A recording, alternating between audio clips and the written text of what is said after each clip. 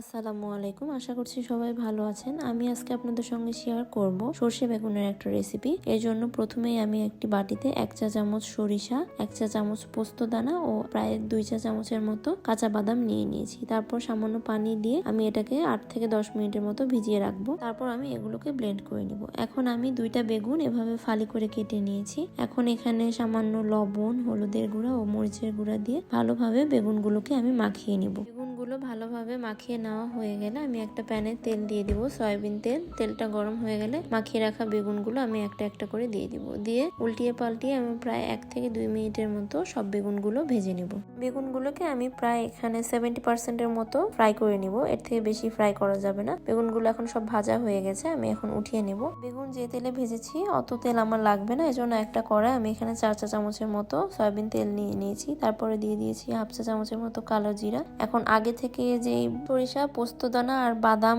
বেটে রেখেছিলাম সেটা, আর এখানে 2টা পেঁয়াজ আমি বেটে দিয়েছি। দিয়ে 2 থেকে 1 মিনিটের মতো আমি কষিয়ে নিয়েছি। তারপর সামান্য পানি দিয়ে দিয়েছি। এখানে সরিষা বাটা দেওয়া আছে, এজন্য বেশিক্ষণ কষানো যাবে না, তাহলে তিতা লাগবে তরকারিটা খেতে। এরপর এখানে আমি সামান্য পরিমাণ হলুদের গুঁড়া, মরিচের গুঁড়া ও জিরা গুঁড়া দিয়ে ভালোভাবে সবকিছু মিক্স করে নিচ্ছি। সবকিছু মিক্স করা হয়ে গেলে আমি এখানে 2 থেকে 1 মিনিটের মতো কষিয়ে নিব।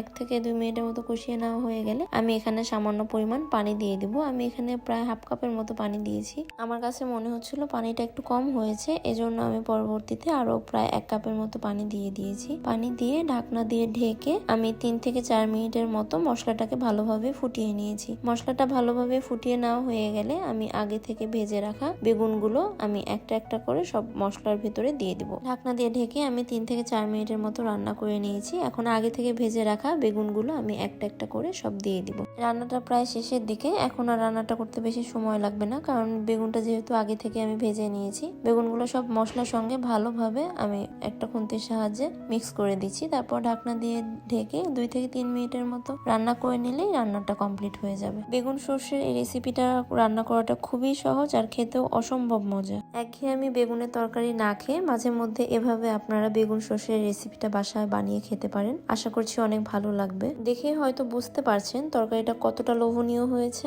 এমন নতুন নতুন ভিডিও পেতে চাইলে আমার চ্যানেলটাকে সাবস্ক্রাইব করে রাখতে পারেন।